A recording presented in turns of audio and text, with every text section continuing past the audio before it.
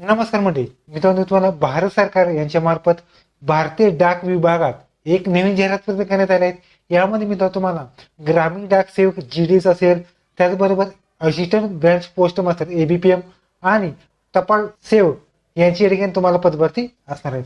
यासाठी मित्रांनो जवळपास 28,000 प्लस जागांसाठी तुम्हाला पदभरती असणार आहेत. त्यासाठी किमान 10वी पास असलेले विद्यार्थी या ठिकाणी तुम्ही अप्लाय करू शकता. आणि महत्वाची गोष्ट म्हणजे कोणतीही एक्झाम न देताच तुमच्या ठिकाणी निवड प्रक्रिया असणार आहे. या व्हिडिओमध्ये आपण तुम्ही कशा पद्धतीने फॉर्म भरू शकतात हे आजच्या व्हिडिओमध्ये पाहणार आहोत. तर व्हिडिओ शेवटपर्यंत नक्की पहा. व्हिडिओला लाईक करा, शेअर करा, कमेंट करा. असेच म्हणून पण चॅनलला सबस्क्राईब करून बेल नक्की दाबा. आज चढा सुरू करूया.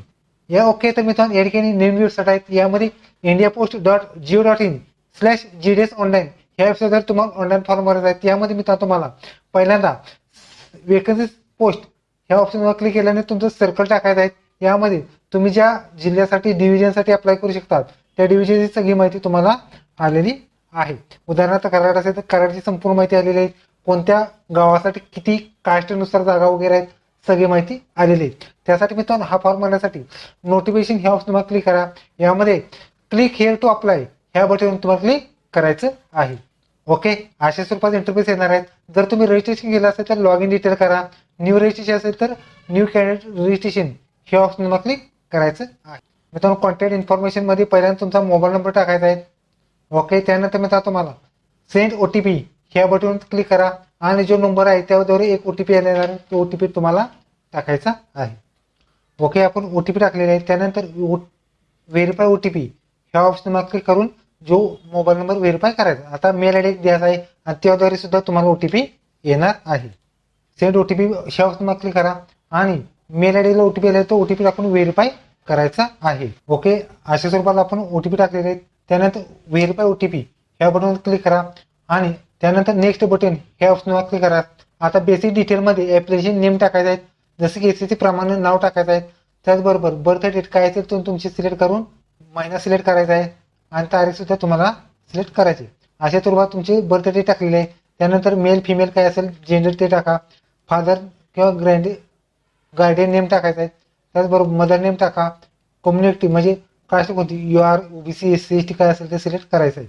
सगळं सिलेक्ट केल्यानंतर कम्प्लीट रजिस्ट्रेशन बटन ह्या ऑप्शनला क्लिक करायचं आहे. ओके, आपण सगळी माहिती भरलेली आहे. त्यानंतर मी कम्प्लीट रजिस्टर ह्या बटनवर क्लिक केलेलं आहे. ओके, तर अशा पद्धतीने आपलं रजिस्ट्रेशन सक्सेसफुल झालेलं आहे. त्यानंतर जो रजिस्टर नंबर आलता तो या ठिकाणी कॉपी करा किंवा टेक्स्ट मेसेजला आलेला आहे.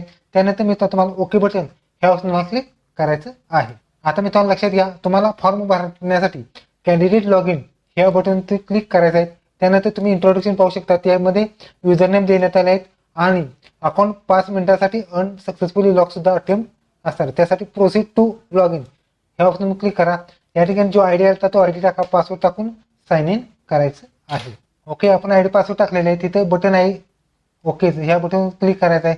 ओके, जो नंबर ओके लॉग इन केल्यानंतर तुम्हाला जो रजिस्टर नंबरवरती अजून OTP येणार आहे तो OTP या ठिकाणी तुम्हाला टाकून सबमिट करायचं. इथं सबमिट बटन तुम्हाला असणार आहे. ओके, अशा स्वरूपात OTP टाकलेले आहे. त्यानंतर इथं बटन आहे तुम्हाला कदाचित स्क्रीनमध्ये दिसत नाही. इथं बटन आहे, बटनने क्लिक करायचं आहे. OTP सक्सेसफुली झालेले आहे. आता मित्रांनो तुम्हाला अशा स्वरूपात इंटरव्ह्यू येणे तुमचा आलेले तुमचं पाहू शकता. त्यामध्ये मित्रांनो तुम्हाला पहिल्यांदा प्रोफाईल क्रिएट करायची आहे. यामध्ये मित्रांनो तुम्हाला इथं पाहू शकतात नोटिफिकेशन आहेत. ऍक्टिव्ह नोटिफिकेशन आहे. ग्रामीण डाक सेवक GDS एंगेजमेंट वगैरे सगळं आलेलं आहे. तुम्ही लास्ट डेट वगैरे कधी आहे यामध्ये मित्रांनो तुम्हाला फुल नोटिफिकेशन वाचू शकता. अप्लाय बटन ह्या ऑप्शनवर क्लिक करायचं आहे.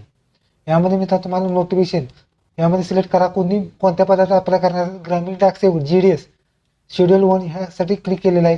यामध्ये 4 स्टेप आहेत. त्या personal detail, education detail, papers आणि फोटोने अपलोड असं. यामध्ये पहिली प्रोसेस आहे ती इन प्रोसेसमध्ये आहे पर्सनल डिटेल. ही सगळं पेंडिंग असणार आहे. ओके, यामध्ये मी तुम्हाला अदर डिटेलमध्ये मॅरेजचे स्टेटस टाकायचे आहेत. यामध्ये तुम्ही मॅरिड वगैरे काय असेल ते टाका. त्याचबरोबर हँडिकॅप वगैरे काय असेल तर हे सिलेक्ट करा. हँडिकॅपचा प्रकार वगैरे काय असेल तो सिलेक्ट करून कॅटेगरी निवडायची. नसेल तर तुम्ही नो करू शकता, तुमच्या चॉईस प्रमाणे आहे. त्याचबरोबर एम्प्लॉईड स्टेटस आहे तर येस असेल तर सिलेक्ट करा. NOC असेल तर हे सिलेक्ट करा, त्याची माहिती वगैरे भरा. नसेल तर तुम्ही नो करू शकता. त्याचबरोबर यामध्ये परमनंट पे ॲड्रेस पुढच्या यामध्ये मित्र तुम्हाला ॲड्रेस डिटेल यामध्ये तुमचा संपूर्ण ॲड्रेस टाकायचा आहे. पिनकोड टाकायचा आहे, तुमची सिटी, स्टेट आणि जिल्हा टाकून या ठिकाणी परमनंट आणि टेम्पररी ॲड्रेस वेगवेगळा असेल तर वेगवेगळा लिहा, एकसारखा लिहा आणि सेव्ह नेक्स्ट करायचं आहे. ओके, आपली सेकंड माहिती कंप्लीट झालेली आहे. तुम्ही पाहू शकता. आता पुढचा आहे तो एज्युकेशन डिटेल. यामध्ये मी तुम्हाला लक्षात घ्या, तुम्ही कोणत्या सर्कलला अप्लाय करू शकतात. म्हणजे जर तुम्ही हिंदी असेल तर ऑल इंडियात अप्लाय करू शकतात 10वीला.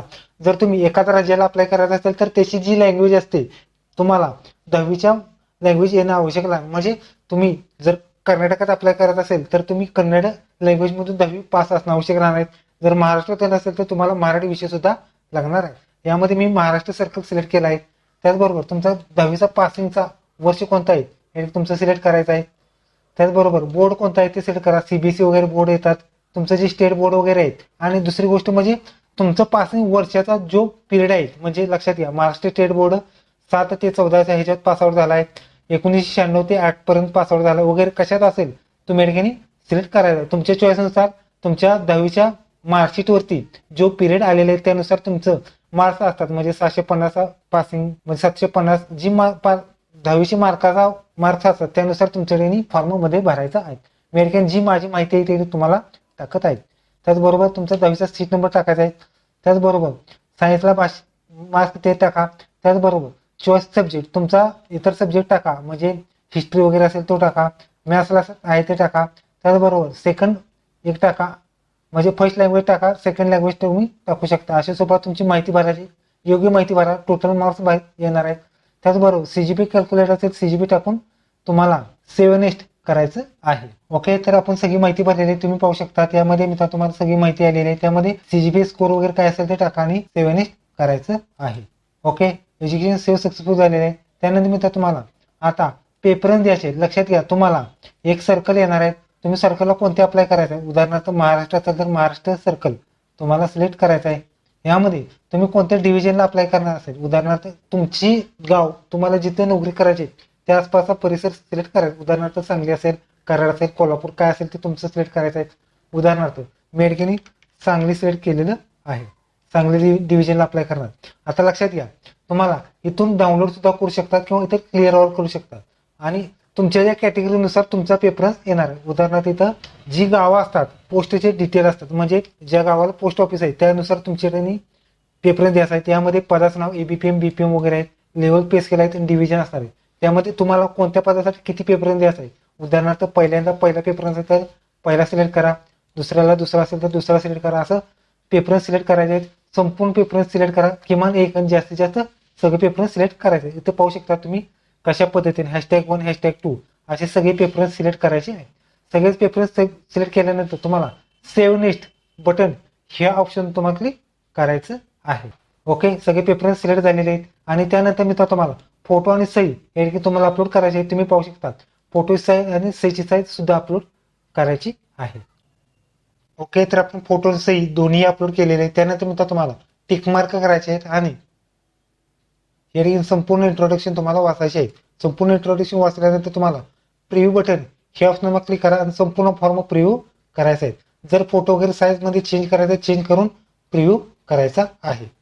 ओके, तर आपण फोटो सही दोन्ही अपलोड केलेले आहेत. त्यानंतर मी तुम्हाला खाली आल्यानंतर टिक मार्क करायचे आणि फॉर्म प्रिव्ह्यू तुम्हाला करायचा आहे. आता लक्षात घ्या, तुम्ही सगळी भरलेली माहिती आहे की तुम्ही आताच सगळी चेक करा.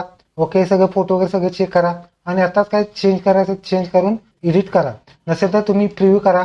संपूर्ण माहिती भरल्यानंतर तुम्हाला सबमिट बटन ह्या ऑप्शनवर क्लिक करून ओके सबमिट करायचं आणि तुमचा फॉर्म सबमिट सक्सेसफुली होणार आहे. आता जी पेमेंट आहे ते payment UPI credit card debit card ह्याद्वारे तुम्ही पेमेंट सुद्धा करू शकता.